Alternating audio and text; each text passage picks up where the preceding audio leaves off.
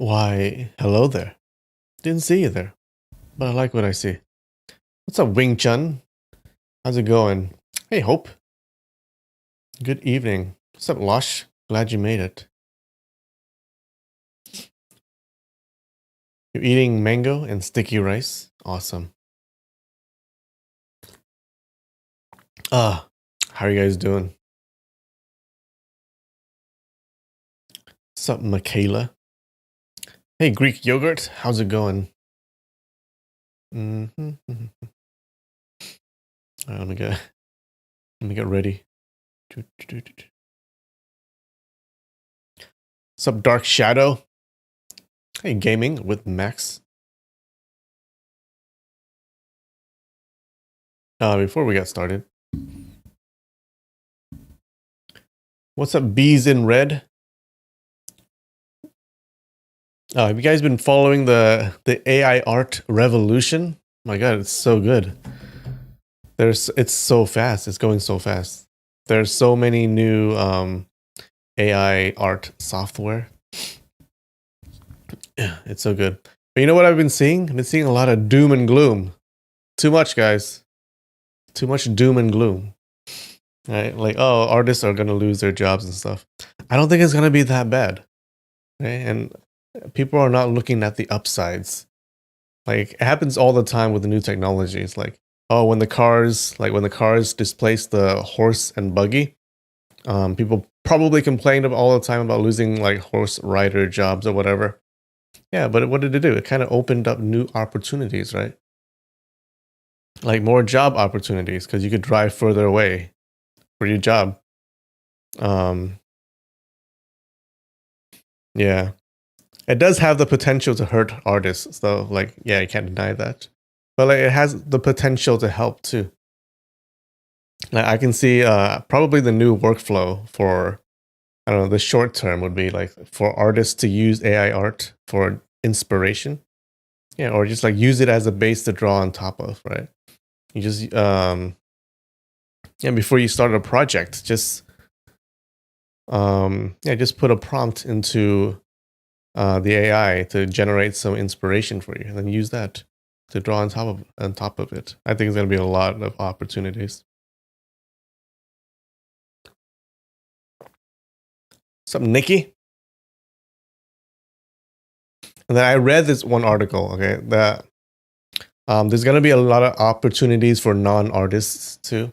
Because there was this guy who, so I read this article. There was this guy who wanted to create he wanted to make a game, okay, but this game required a lot of art, right? Because he wanted to make a game where he would give you a picture, and then you had to come up with the caption for the picture. But the caption is supposed to be something that rhymed, right? So like he would give you a picture of a parrot made up of carrots. So you would see that picture, and then you would guess the caption to the picture, and then you would guess like, oh, you would say carrot parrot, and that was the game, kind of like a Wordle kind of thing. Yeah, so he wanted to make that game, but then he had to make a lot of art. So what did he do? He wanted to hire an artist to do that, right? But then he looked at like how much artists cost, and he's like, oh, well, I can't do it. It's too much work. And then what did he do? I got the bright idea of using an AI to generate the art. Yeah, so he did that. And so all he had to do was just type in carrot parrot into the AI, and it'll pop out like these pictures of carrot parrots. Yeah, so he was able to make that game without an artist. So like without that AI, he would not have been able. There wouldn't be that game. So I think a lot of things are gonna happen like that. I think it's gonna be really exciting. Yeah, I've been following this AI art stuff a lot.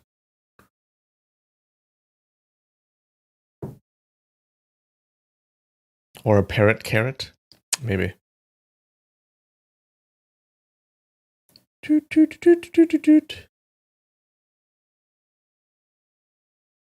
Okay, what do we Okay, we had 65% last time, right? For the Africa geography quiz.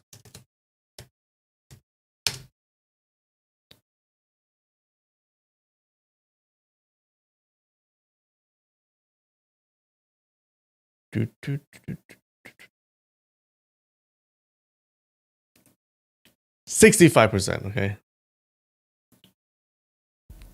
We're gonna go for something big today. 66%.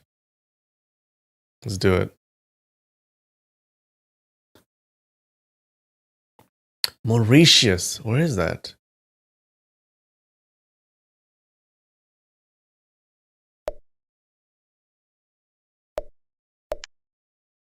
Okay, Mauritius is an island. Sudan is here. Guinea-Bissau, I think, is here. Yes. Angola looks like here. Central Mali is here, right? Chad is here, here, here, here, here, here.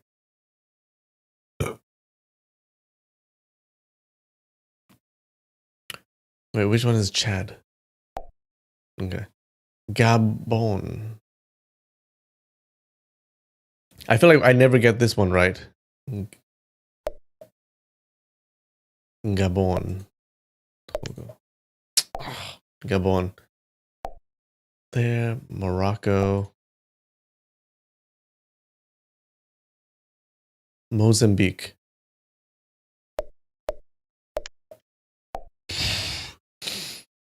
Uganda. Don't know. Uganda. Somalia. Tunisia. Tunisia is here, right? No, Tunisia. Oh God. South Africa, Botswana. Niger's here. Liberia is here, I think. Yes. Madagascar, Djibouti is here.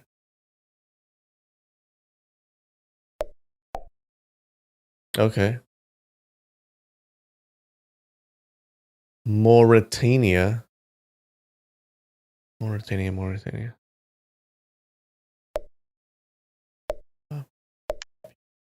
Oh.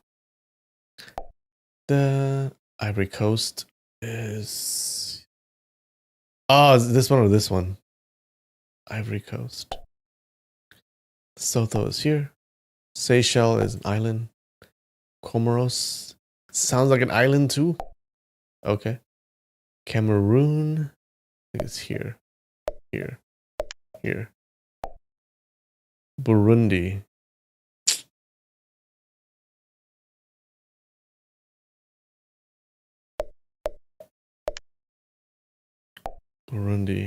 Nigeria. Eritrea should be here. Eswatini.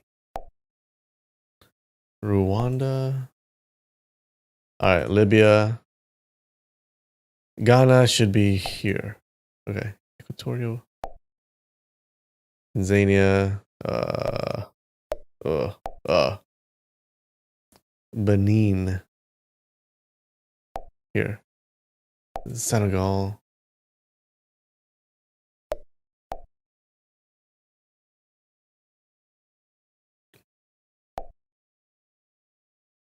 Namibia. One of these. Fuck. Gambia's here. Burkina Faso. Should be this one. Guinea should be this. Republic of the Congo should be this. Togo. Malawi. Here. Fuck. Algeria. Egypt. Western Sahara. Cape Verde. Zimbabwe. Ethiopia. Oh, 66%. Okay, we got it. So close. Okay. I think I'm pretty familiar with these ones. Okay, although I'm still having trouble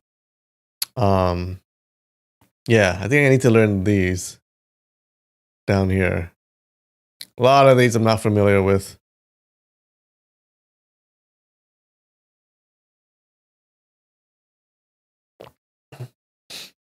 Congrats on beating 60. Hey, I got 65 last time, okay?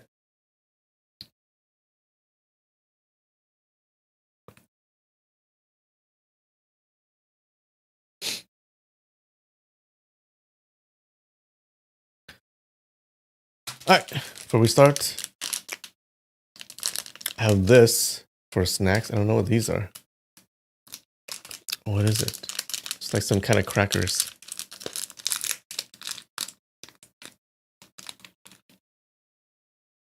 Ooh. Oh. Pretty salty. And spicy, what? It's like rice crackers, but like a bit tougher. Hmm.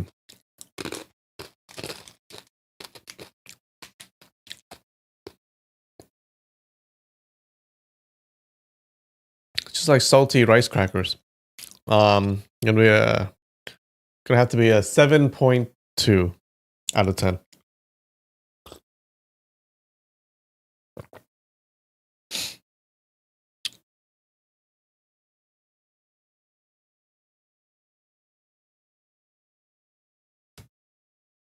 All right. What happened last time? So to recap, last chapter, our hero Xiaofeng, he goes out hunting with his Jurchen men, and they run into some Khitan soldiers, right? And they attack. And Xiaofeng, he captures their commander and he brings them back. The commander seems to respect Xiaofeng for being like brave and like really good in martial arts. And he offers to pay a bunch of like gold, silver, and like horses and animals for his release. Now Xiaofeng takes him out, and he actually releases the guy without asking for anything back, right? Because he looks like an honorable dude. Because Xiaofeng is just that kind of guy. And then the commander really respects him. So the commander and Xiaofeng, they become sworn brothers. Okay, the commander is like he said, I think he's 13 years older than Xiaofeng. So yeah, he's the older brother, and Xiaofeng is the younger brother. All right, so they become sworn brothers. The commander goes off, and then a few days later, the Khitan, they send over thousands of animals and gold and silver and stuff, much more than they asked for, to the Jurchen people. Okay, so it looks like this commander actually is pretty rich. We don't know who he is yet. So there's a small time skip, and Azu, she actually mostly recovers from her wound, and she and Xiaofeng, they decide to go on an adventure together. Then on this adventure, they encounter a large Khitan camp, and they're randomly captured by a company of horse riders hunting deer. Okay? And yeah.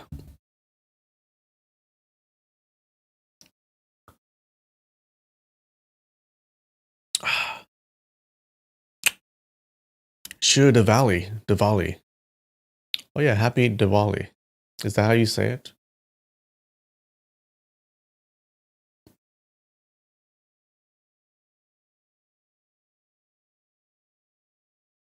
Dum, dum, dum, dum, dum. Is she falling for him now? I don't know.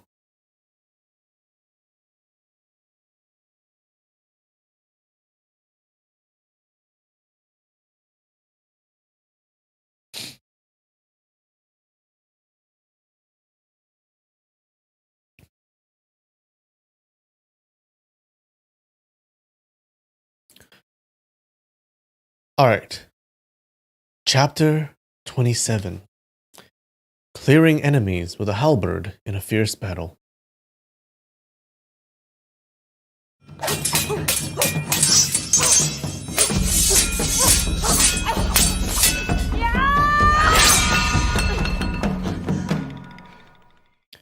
Whatever happened to Duan Yu, well, we'll see him. He'll be back.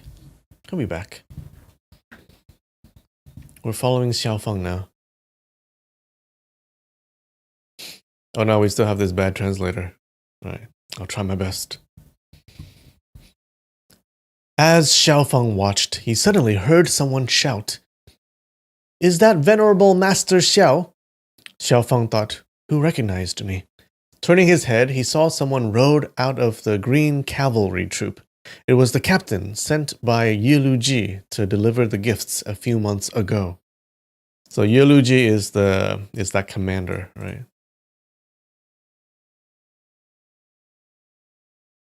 He rode towards Xiaofeng until he was within 10 zhang, quickly dismounted, rushed forward, and knelt down with his right knee, and said, "My lord is waiting for you not far away. His lordship talks about Master Xiao frequently. He misses you terribly. What good fortune brought Master Xiao here? I invite you to meet my lord with haste." Xiaofeng heard that Ye Luji is in the vicinity. With great joy, he said, "I was just roaming around freely. I did not know my sworn brother is here. This cannot be better. Good. Please lead me to meet him." The attendant blew a whistle. 2 horsemen came riding swiftly. The attendant said, "Report quickly. Say Master Xiao from Changbai Mountain is coming." The 2 riders received the order and sped off quickly. The rest of the troops continued to shoot the deers. The attendant led a troop of green-robed cavalry to protect Xiaofeng and Azu as they traveled west. When Ye Luji sent large quantities of gold, silver, cattle, and sheep, Xiaofeng knew instantly that he was a Khitan noble. After seeing such a sight, he expected that his sworn brother must be some general or high-ranking official. Oops.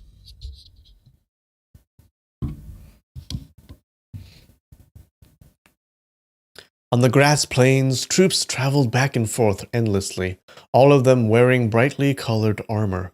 The attendant said, "Master Xiao arrived at a good time. Tomorrow morning it will be bustling with activity here." Xiaofeng saw Azu lit up and he asked, "What kind of activity?"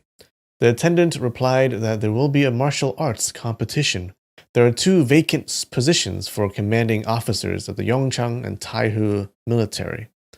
The Khitan soldiers will showcase their martial arts skills. Whoever is lucky, they will become the commanding officers. Once Xiaofeng heard that there will be a martial arts competition, he was naturally exuberant and in high spirits. He laughed. "This truly is a coincidence. I will finally get to see the Khitan's martial arts." Azu smiled and said, "Captain, just display your skills tomorrow. I will congratulate you in becoming the commanding officer." The attendant replied, "I am a lowly person. Why would I dare to try?" Azu smiled and said, "What's so difficult about winning the commanding officer post? As long as my brother-in-law is willing to teach you 2 or 3 moves, you will definitely win the commanding officer post." The attendant happily said, "If Master Xiao is willing to give directions to me, it will really save my life. But as for the commanding officer position, I do not have the fate, and I do not wish to hanker after it." They traveled around 10 li as they gossiped along the way. Suddenly, they saw a cavalry troop gallop over. The attendant said, "It's the Flying Bear Squadron from the Fur-Skin Army of the main camp." The squadron officers wear bearskin clothes, black bearskin robe, white bearskin hat, and they look very mighty. As the squadron neared, they cried in unison, dismounted at the same time, separated in 2 columns, and said, "Respectfully welcome Master Xiao." Xiaofeng replied, I wouldn't dare. He raised his hands to salute. He moved forward, and the Flying Bear Squadron followed closely behind.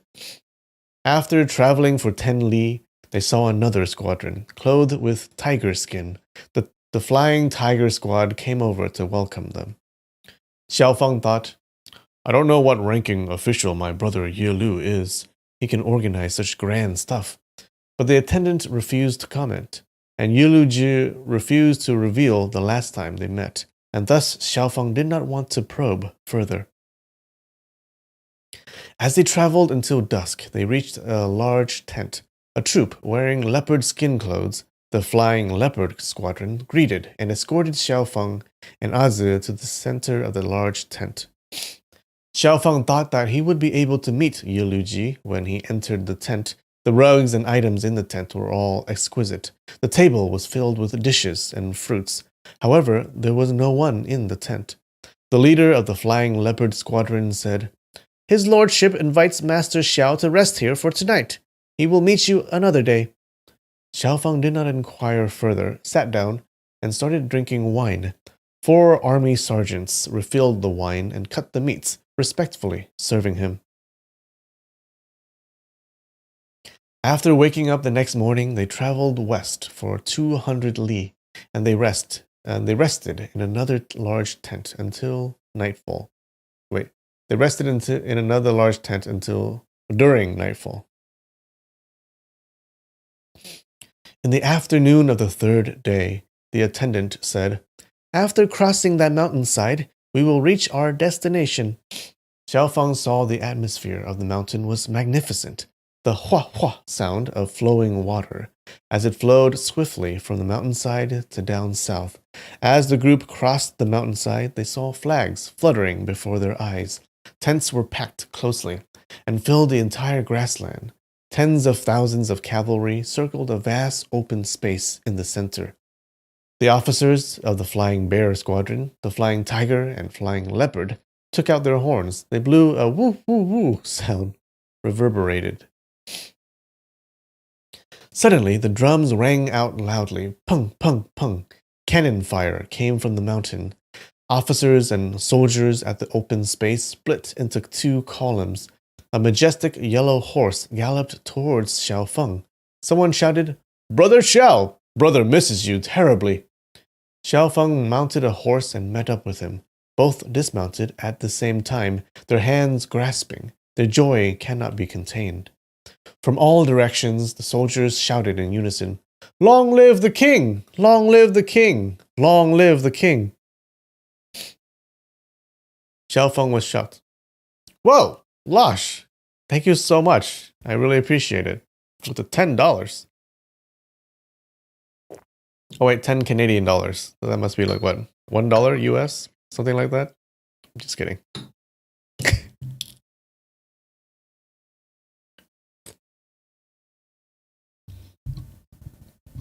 Xiaofeng was shocked.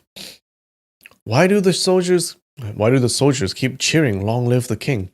He looked around. Every single soldiers were bowing, their blades leaning on the ground. Yiluji was holding his hand and standing in the middle, looking to the east and west, his expression pleased.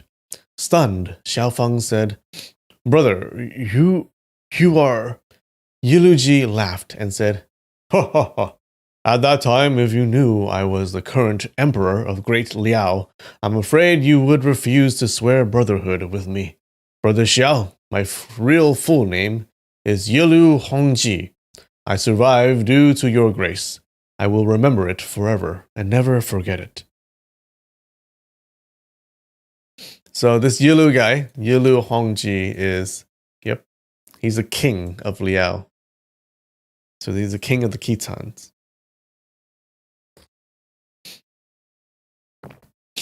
Although Xiaofeng was open-minded and heroic, he had never seen an emperor before in his life. Seeing such splendor, he could not help but feel embarrassed and said, "Subordinate, did not know your majesty. I greatly offended you. I deserve to die." And he knelt down immediately. He was a Khitan. He should kneel down and worship when meeting the Khitan's emperor. Yilu Hongji quickly held out his hand and propped him up. Smiling, he said, "You are not guilty, as you do not know about it, brother. You are my sworn brother. We will only talk about our brotherhood today. It won't be late to pay respect to the monarch tomorrow." He waved his left hand, and the troops started drumming music to welcome the honored guests. Yilu Hongji held onto Xiaofeng's hands, and both of them entered a big tent.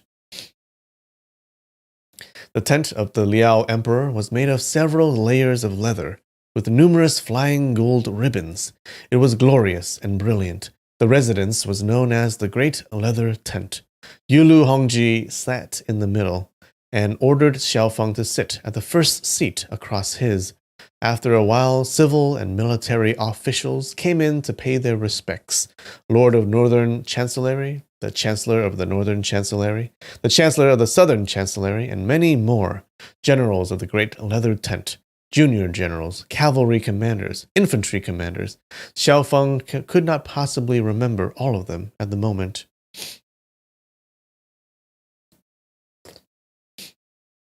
What's up, Bigfoot? Nice of you to join.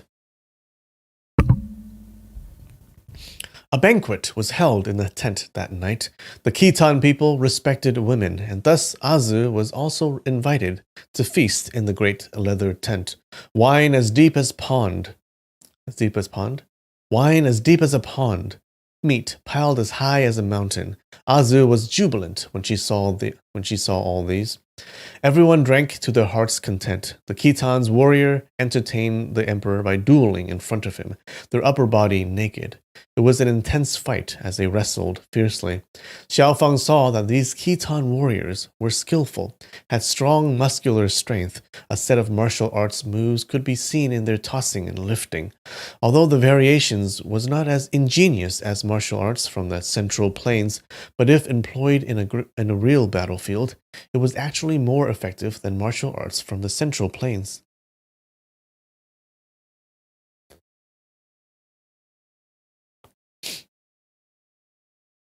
Various Liao officials all approached Xiaofeng to propose a toast.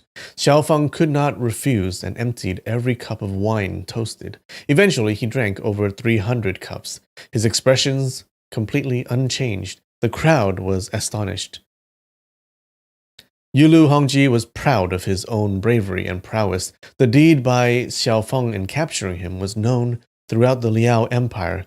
Thus, he intended Xiaofeng to showcase his superhuman abilities to cover up the humiliation of being captured. He did not expect that Xiaofeng did not need to take part in tomorrow's martial arts competition to display his abilities. The current display of drinking prowess was sufficient to convince the crowd and gained everyone's admiration.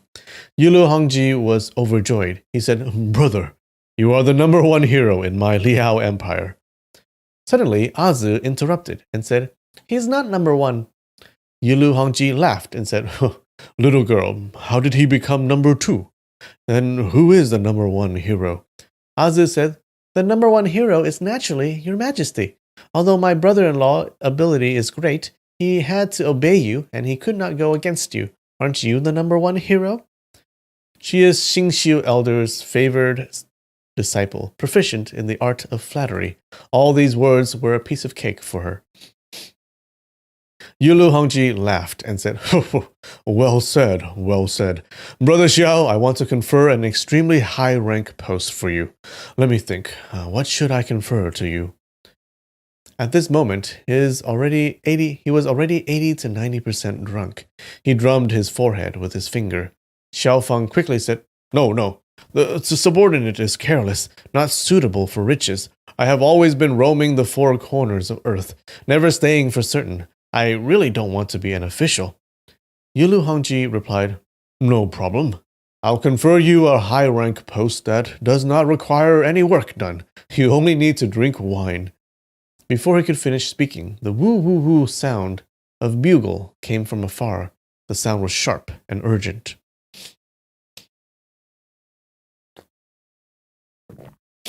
300 cups. Yeah. That's how you know that he's a true alcoholic. 300 cups. The Liao people were originally sitting on the floor, drinking wine and eating meat, but upon hearing this bugle, they stood up in unison, their faces frightened and devoid of color. The bugle call came quickly. The original call was 10 li away. The second call came a few li closer. The third one came even closer by a few more li. Xiaofeng pondered. Even with the fastest horse or the highest level of lightness martial arts, it can't be faster than this bugle call. Yes, signal station must have been prearranged and used to deliver urgent military news. Once the first bugle call is heard, they will relay it to the next station, so forth and so on.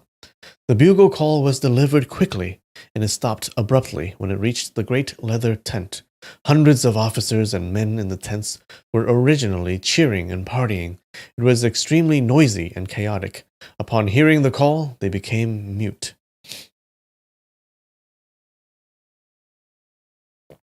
Bugle definition. A bugle is like a trumpet. Yeah. It's like a trumpet type of instrument.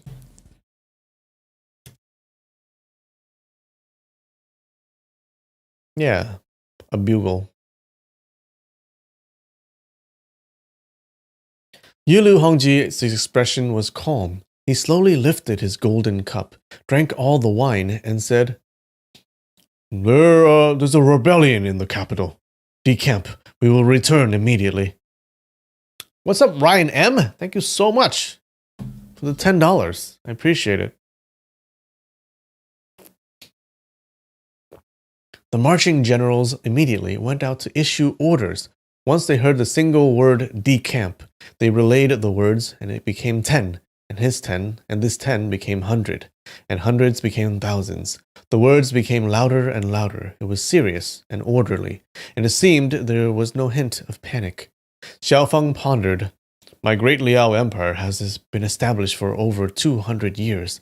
Our empire shook the entire world by force. Currently, there is civil strife, but no one was panicking. It seems every generation of Liao's leader is competent in commanding the army. The sound of horse hooves were heard.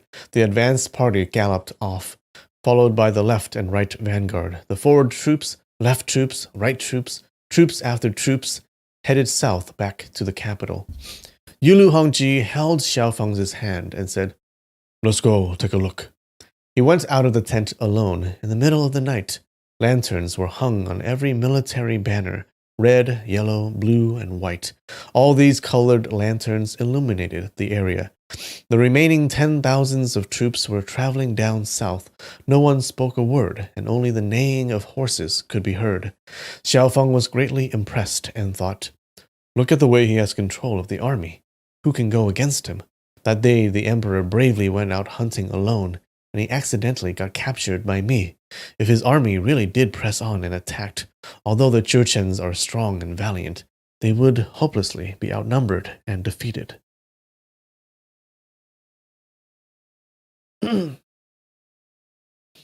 Hassan from Algeria. Glad you could join.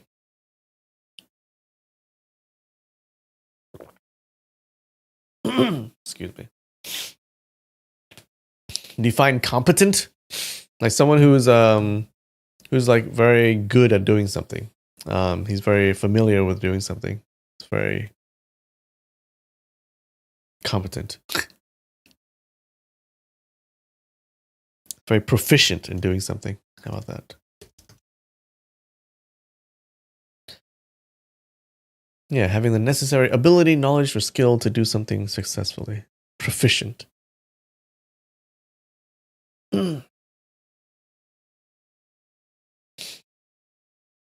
Once the two of them left the tent, the guards detented immediately and kept everything neatly, luggage and supplies all loaded onto the horse carriage. The commander-in-chief of the main army issued his orders, and the main army moved off immediately. The lord of the northern chancellery, chancellor, advisors, and tutors, all of them stayed near Yilu Hongji, their faces solemn, but they all acted in unison. Although they knew about the rebellion, but they still did not know who led this rebellion and what is the exact situation of the chaos.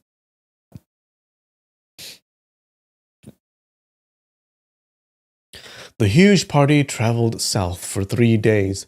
During the night, after setting camp, a scout galloped back and reported to Yilu Hongji. The lord of the southern chancellery staged this rebellion. He has occupied the main palace. The Empress Dowager, Empress, Prince, Princess, and over 100 officials and their family members have all been captured. Yilu Hongji had a huge shock, and his expression became grave. The military affairs of the Liao Empire were handled by the northern and southern chancellery. The lord of the northern chancellery accompanied the emperor. for the current hunting trip. The lord of the southern chancellery stayed behind to guard the capital. The lord of the southern chancellery is Yulu Nielugu. Oh, crap. His title is Prince of Chu. It didn't matter if he rebelled, but his father was Yulu Zhongyuan, the uncle of the emperor and supreme commander of the army. It was no small matter. Yulu Hongji's grandfather, Yulu Longshu, was known as the Holy Emperor in Liao's history. The Holy Emperor's eldest son was Zongjun. The second son, Zhongyuan.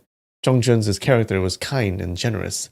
Zhongyuan was valiant and gifted in military strategy.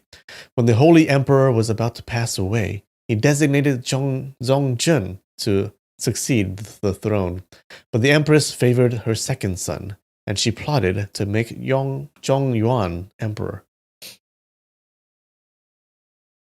Oh god, I'm having trouble with the names.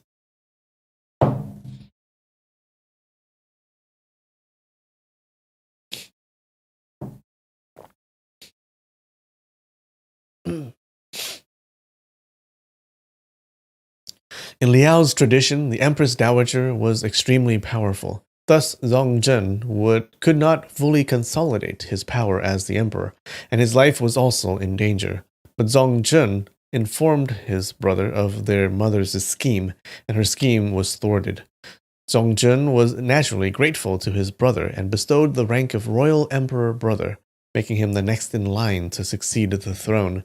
Yulu Zongjun was known in Liao's history as the prosperous emperor, but after his death, the throne was not passed on to the royal emperor brother, Zhongyuan, but passed on to his son, Hongji.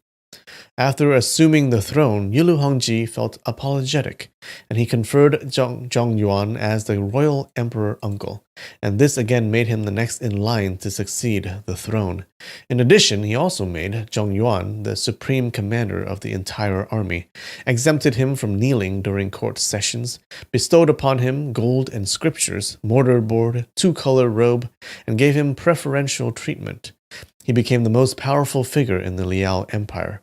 Yulu Hongji also conferred Zhongyuan's son the title of Prince of Chu, giving him full control of military affairs in the southern chancellery, and hence he was known as the Lord of the Southern Chancellery.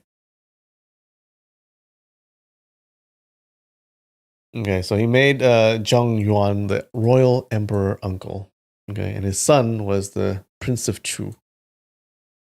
And now they rebelled. When the Holy Emperor died, Yulu Zhongyuan could assume the throne with the help of the Dowager, but he gave it up and supported his brother, and this showed that he valued loyalty, and he also kept quiet about the entire incident. When Yulu Hongji left to go hunting, he did not have the slightest suspicion and let his uncle handle all the military affairs. When the bugle call came and the rebellion was actually led by the lord of the southern chancellery, Yulu Nielugu, Yu Hongji was naturally shocked and worried.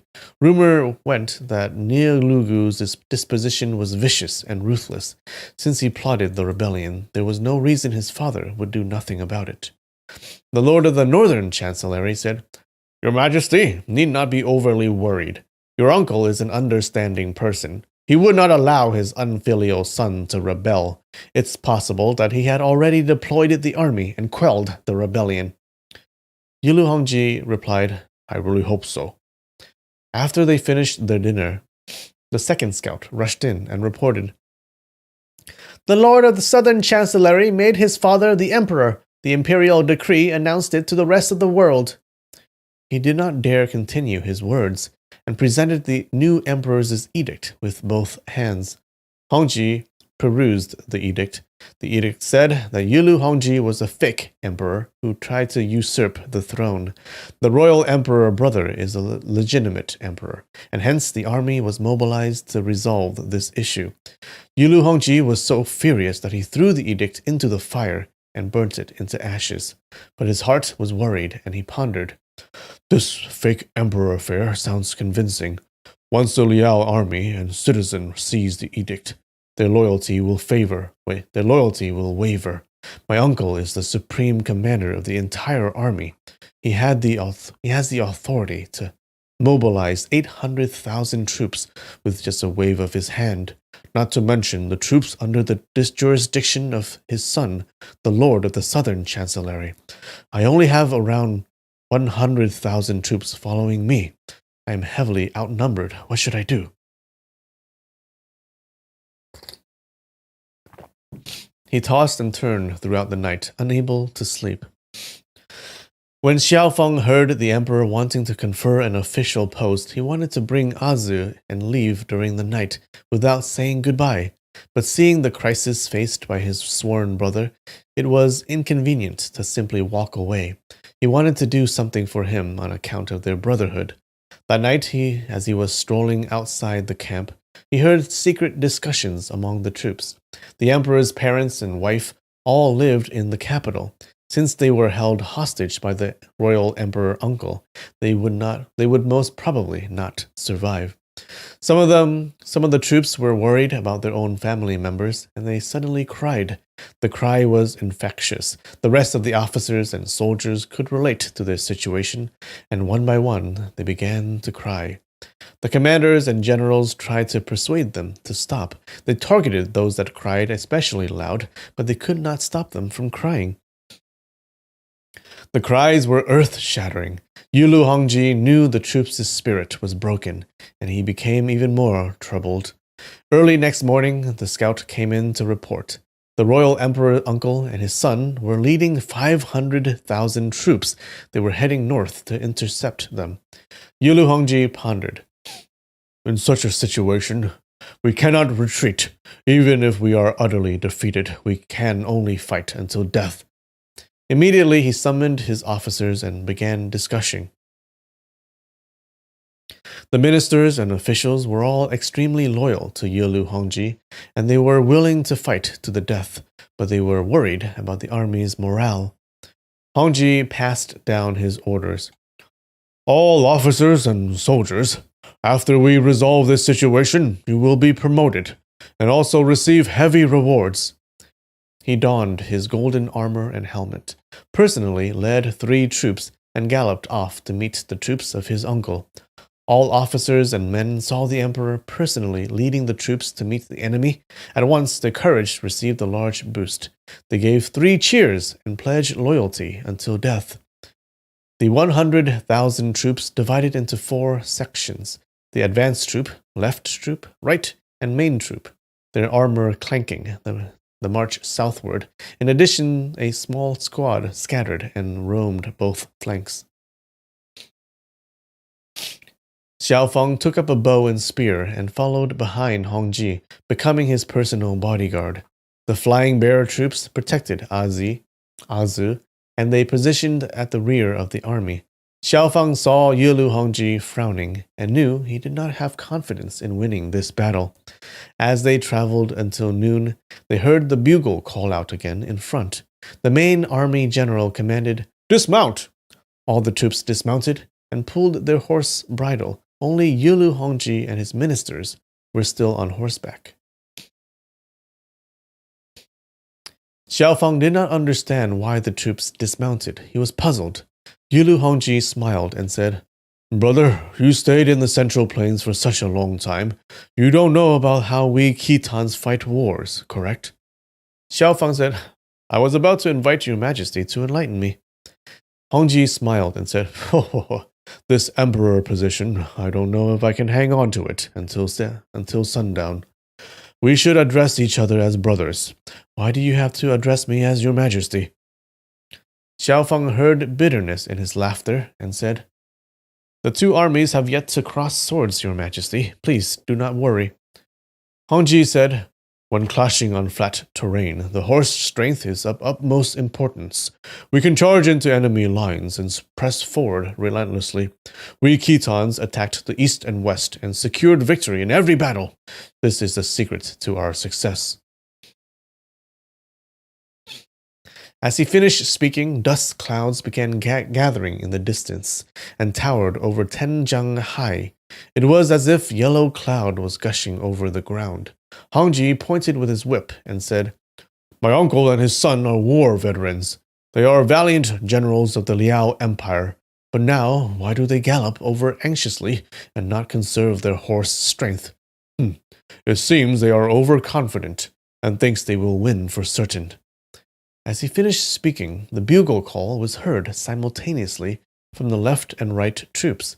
Xiaofeng looked to the distance, and the enemy had 2 cavalry troops to the east, another 2 cavalry troops to the west. They are outnumbered 5-1. Yulu Hongji turned pale. He said to the main army general, "Get into formation and set up a stockade." The general replied, "Yes." He rode off and passed down the orders. Immediately, the advanced troops, left and right troops, all turned back. The sergeants nailed the pillars of the great leather tent with a large hammer into the ground, spread out the tent cover, set up abattis on all 4 sides, and built a large wooden stockade on the grassland. The troops defended all 4 sides during the construction. Around 10,000 archers took up position in the wooden stockade, their bows drawn and waiting for the order to shoot. Xiaofeng furrowed his brow and thought, once they start fighting, regardless of the outcome, countless dead bodies of my Khitan tribe will be strewn all over the place. It's best if we won, but if we lost, I could only escort Azu and my sworn brother to a safe place. It doesn't matter if he can't be the emperor anymore.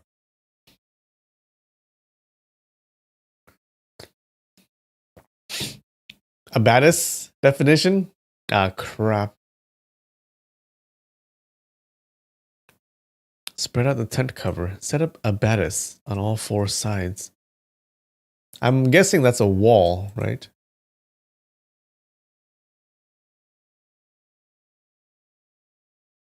Spread out the tent cover. Set up abattis.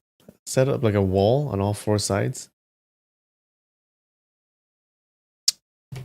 Yeah, a wall or like some covering. Abattis.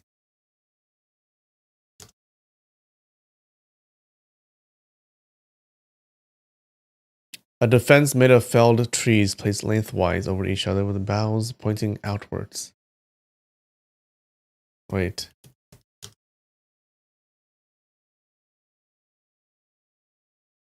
What?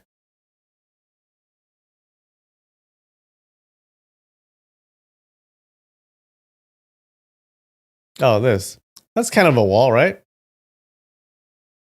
Oh, this is also an abattis. Like, this is also.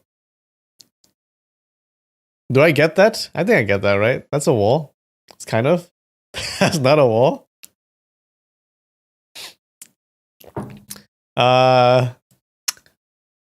What is that? What is a wall really, guys? What is a wall? It's a thing to it's a thing to block you from something else, right? Something to block you from other things. I don't know. It's a thing that divides the inside and the outside. Yeah. So this kind of works, right? It's a wall, kind of. It's a defense. Alright, fine.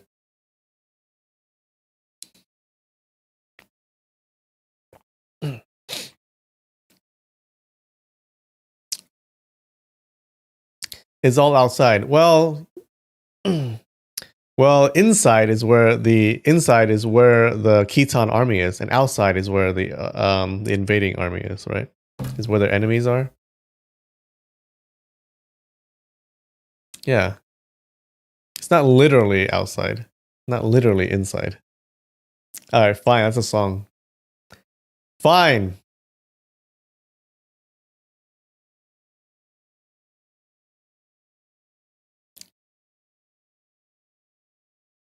It's not a wall? Yeah, but they're saying that it is a... They're saying that is not a wall. Alright, you get one song. Good job.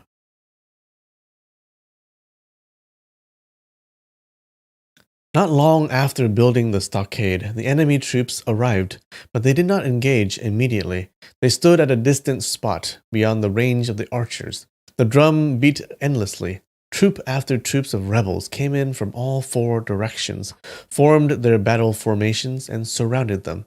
Xiaofeng gazed across the battlefield. The enemies were everywhere, and he couldn't even see the end. He pondered, "My sworn brother's army is too heavily outnumbered.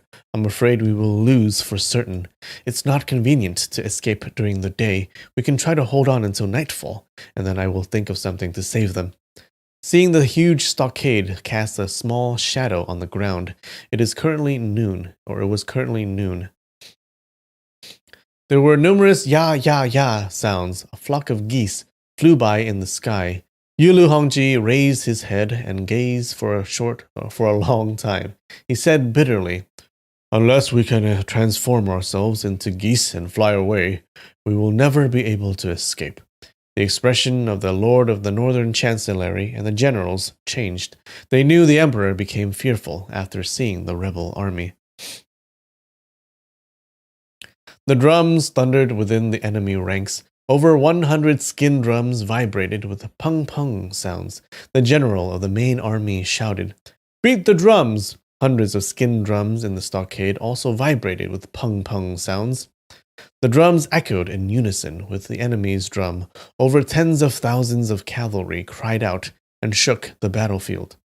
They stuck out their spears and charged forward. Seeing the enemy rush towards their front troops, the main army general waved his command flag. The drums stopped drumming, and tens of thousands of arrows shot out simultaneously.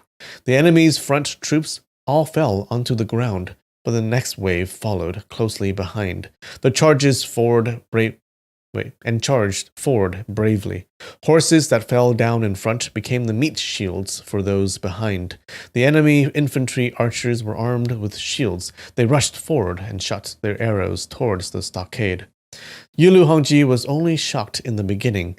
As the fight broke out, immediately his courage multiplied, standing at high ground, holding onto his blade. He gave orders and commanded. The soldiers in the stockade saw the emperor personally. He gave orders and commanded.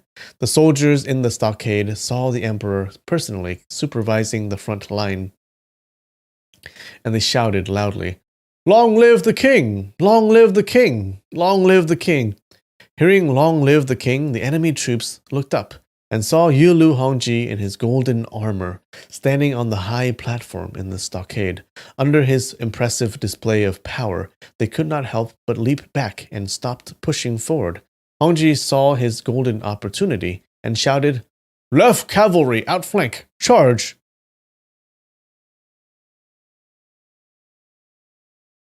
The left troop was led by the Northern Chancellery Chancellor. Once they heard the Emperor's orders, 30,000 cavalry immediately moved out to flank the enemy. A moment of hesitation in the rebel army, and cavalry from the stockade had arrived. The rebels were thrown into confusion and quickly moved back. The drums in the stockade thundered. After a short engagement, the rebels were quickly forced to retreat. The cavalries from the stockade pursued and killed them, their manner sharp and imposing. Alright guys, give me 5 minutes, we'll be right back. I can't sing Wonderwall, I don't know it. I don't know it enough. And we're back. That was a nice song, I liked it.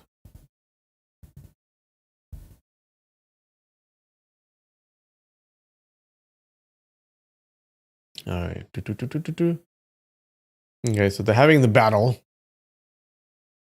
Let's see what happens. Xiaofeng was overjoyed and cried out, "Brother, we scored a huge victory for this round." Yulu Hongji got down from the platform and mounted his battle horse, leading more troops to support. Suddenly, the bugle sounded. Rebel main forces drove forward. The rebels' front troop turned around and fought back. In a split second, arrows and spears flew back and forth across the battlefield. Screams shook the sky. Blood and flesh flew in every direction. Xiaofeng was secretly shocked. "I've never seen such ferocious fighting in my life.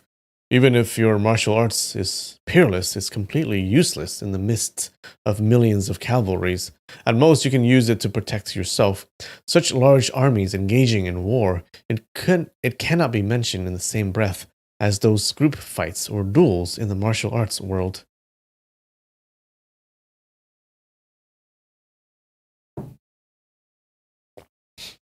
What about the wall? Yeah, I know the wall, of course. Isn't there like 3 parts to the wall? Yeah. Is there actual singing in the wall? I thought that it was mostly talking. Am I wrong?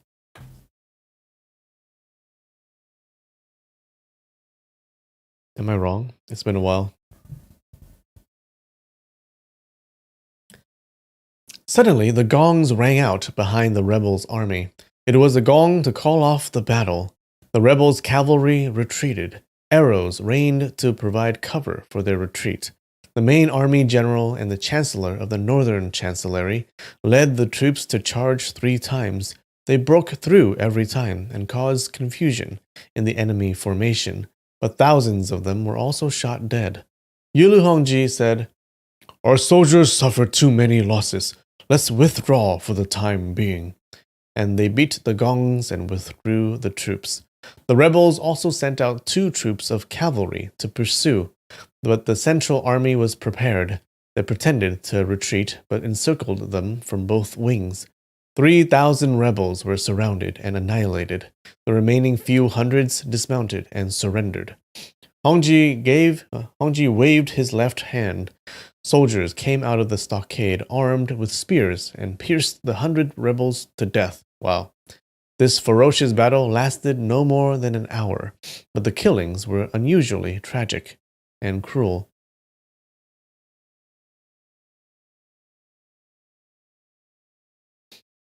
The main forces of both sides retreated 10 jung from each other. The middle zone between them was filled with corpses. The wounded were moaning and wailing. It was unbearably tragic. Both sides sent out a troop of 300 black-robed soldiers. The people from the stockade wore yellow hats. The enemy wore white hats. They moved forward into the middle zone to examine the wounded. Xiao Feng thought these black-robed soldiers would carry the injured back for medical treatment, but instead they took out their blades and killed the wounded soldiers. After all the wounded soldiers were hacked to death, the 600 black-robed soldiers shouted in unison and began to fight each other. The martial arts of the 600 black-robed soldiers were not weak. Their blades flashed and they fought bravely. After a while, over 200 people were cut down. The black-robed soldiers from the stockade had better martial arts. They only lost around 10 men, and the situation immediately became 2 versus 1. Thus the victor became obvious. After a while, it became 3 versus 1. Officers from both sides only cheered their men. The rebel army stood by and watched. They did not dispatch any soldiers to provide assistance. Eventually, the 300 black-robed soldiers from the rebel army were eliminated. The remaining 200 black-robed soldiers from the stockade returned back into formation. Xiao Feng pondered about the customs of the Khitan. The way they clean up the battlefield, although it is not a large scale, it is exceedingly horrifying. Hongji raised his saber and shouted loudly, "Although there are many rebels, they have no fighting spirit. Once we fight another round, they will definitely rout." The officers and men in the stockade chanted, "Long live the king! Long live the king!" Suddenly, a bugle call was heard within rebel ranks.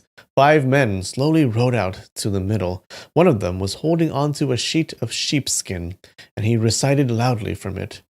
He was reciting the imperial edict from the royal emperor uncle. Yilu Hongji usurped the throne, is a fake king. Now that the royal emperor uncle has assumed the throne, he urges the soldiers and officials of the Liao Empire to return to the capital and pledge loyalty to him. All of you will be promoted 3 grades. Or promoted to 3rd grade?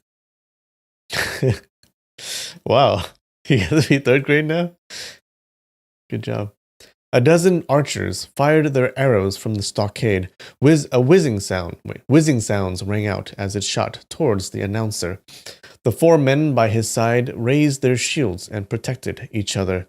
The man continued to recite aloud. Their 5 horses were shot down, but they were still hiding safely behind their shields.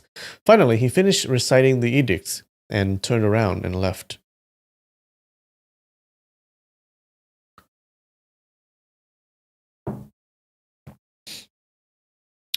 What? Yes, it is my birthday. Thanks. Thanks, chat. I appreciate it. It's not a big thing, just a normal day. The Lord of the Northern Chancellery saw his officials wavered after they heard the edict. He shouted, "Go out and curse them!" 10 professional cursers went out. What? 10 professional cursers went out. They had loud voices and thick throats. Good enunciation. The first cursor started insulting. Words such as treacherous traitors, being buried right here, etc. The second cursor took over and carried on insulting. All sorts of vulgarities came spewing. Xiaofang did not understand most of the curse words as he had limited knowledge on the Khitan language, but he saw Yulu Hongji nod his head repeatedly, his expression approving. It seems these professional cursers really put up an exciting show.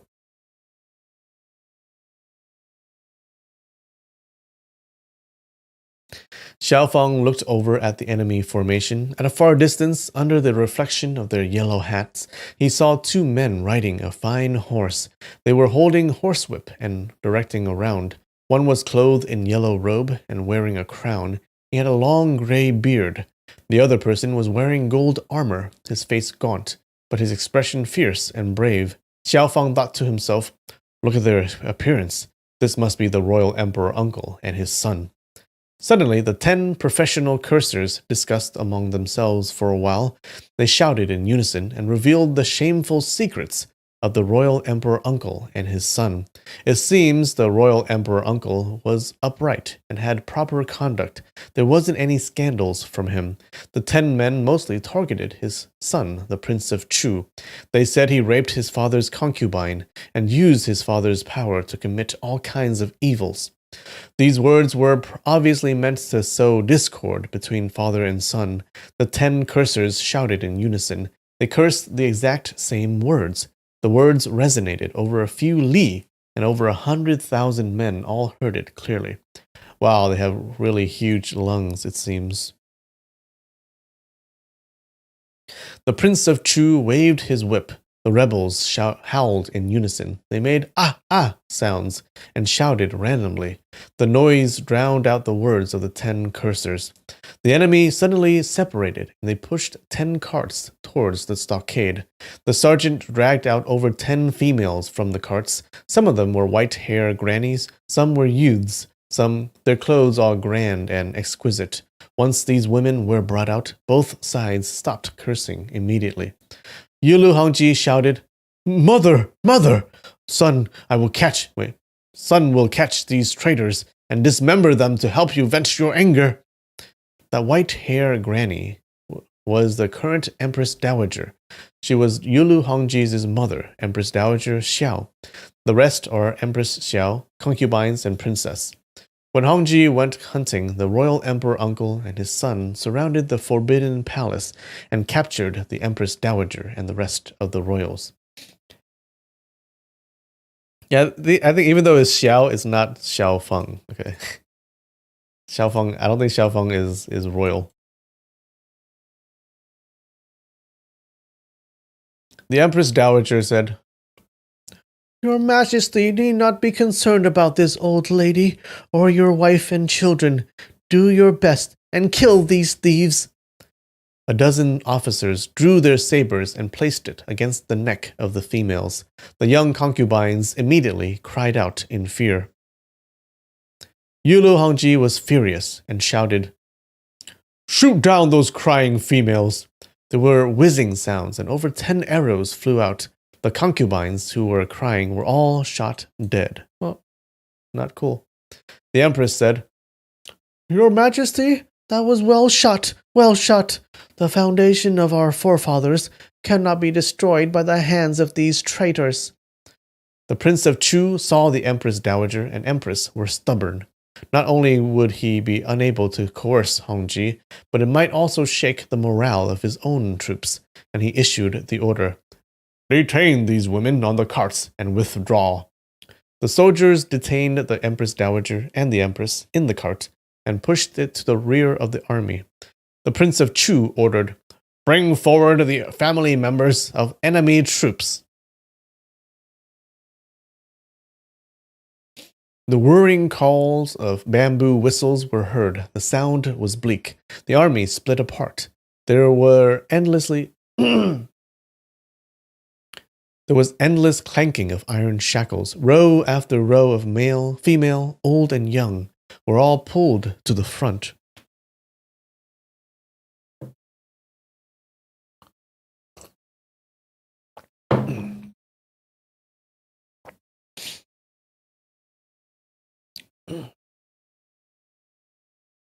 In an instant, their cries shook the heavens.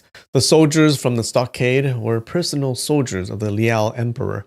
Yulu Hongji treated them extremely well, and even permitted their families to live in the capital.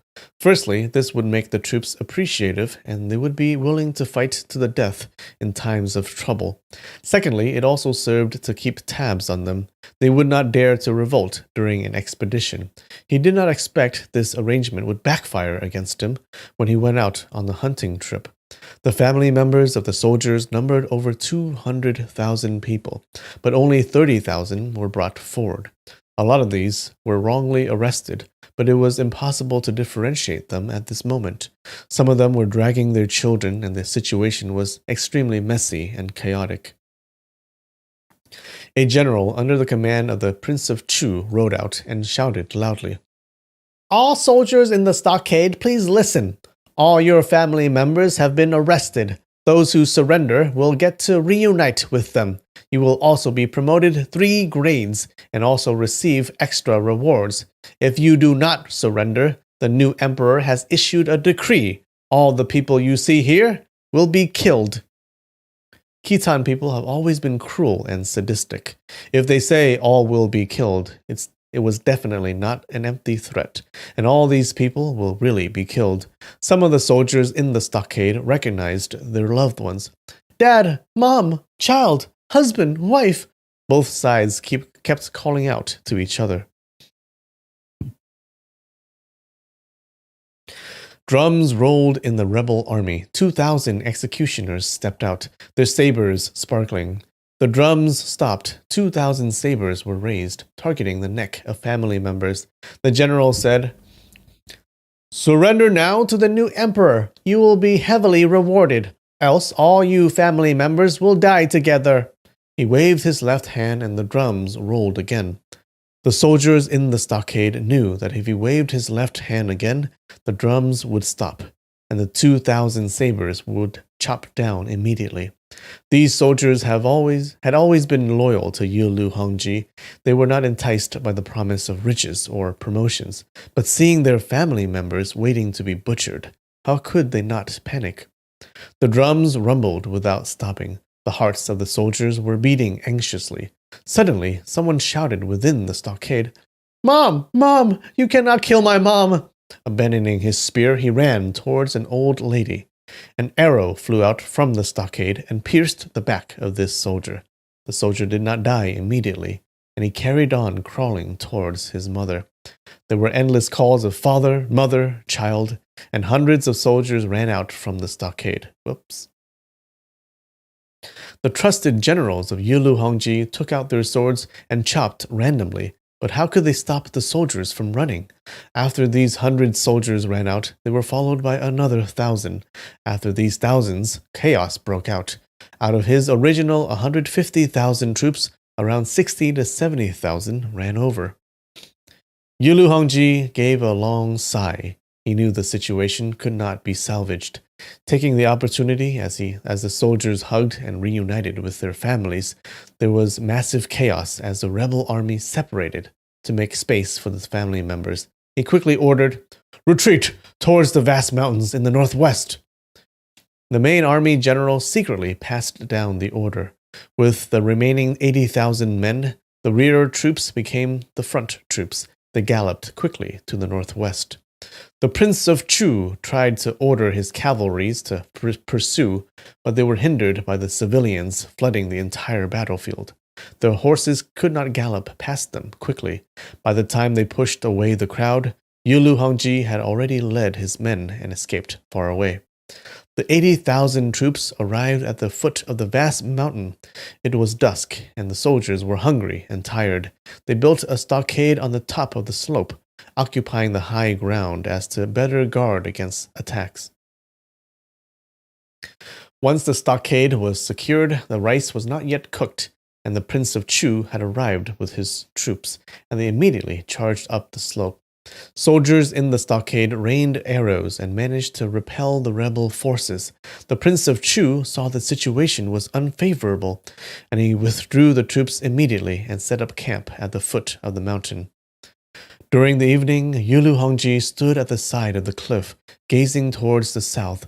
He saw the campfire in the rebel camp was akin to sparkling stars. In the distance, there were 3 fire dragons arriving, but it was actually the rear forces of the rebel army that came to join up with the main army. Hongji was dejected as he was about to enter his tent. The chancellor of the northern chancellery came to report. 15,000 troops under subordinate's command rushed down the mountain and surrendered to the rebel. Subordinate did not manage his troops well. I deserve to die. Yulu Hongji waved his hand, shook his head, and said, "You cannot be blamed. Go back and rest." He turned around and saw Xiao Feng preoccupied with a distant place. He said, "Tomorrow morning the rebels will be victorious. I will definitely become their prisoner. I am the emperor. I cannot be humiliated by these rebels. I will commit suicide to repay my country. Brother, you should take advantage of the darkness and escape. You have strong martial arts. The rebels will not be able to stop you." As he said this, his expression became sorrowful. He continued, "I intended to make you rich and influential, but as it turns out, I can't even save myself, and I even dragged you into this mess." Xiao Feng said, "Brother, a real man should be adaptable to circumstances. Today this battle is unfavorable. I can guarantee your escape. You should go back and reassemble your army and fight again." Hongji shook his head and said, "I can't even save my mother and wife. How can I be considered a real man? In the eyes of the Khitan, the victor is the hero. The loser is the rebel. I suffered a crushing defeat. How can I fight again? Forget me. Escape by yourself." Xiao Feng knew he spoke the truth and sighed.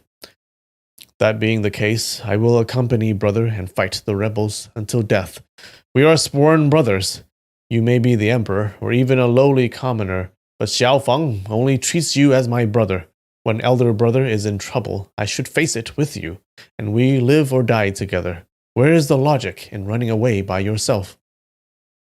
Yulu Hongji was teeming with tears. He held both his hands and said, "Good brother, I thank you." Xiao Feng went back to his tent. He saw Azu lying curled in the corner of the tent.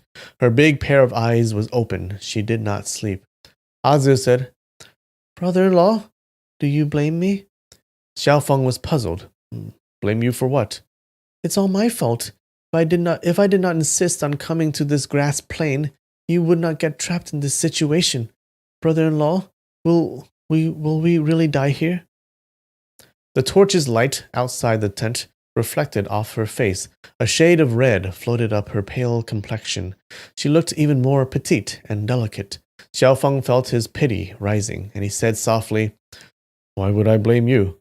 If I did not injure you, we would never have come to this place." Azu smiled and said, "If I did not attack you with the poison needle, you would not have injured me." Xiao Feng extended his hands and stroked her hair. After being injured for such a long time, Azu lost more than half of her hair. Her hair was sparse and yellowing. Xiao Feng gave a sigh. You are so young, yet you have to suffer along with me. Brother-in-law, originally I did not understand why my sister loved you so much, but now I know.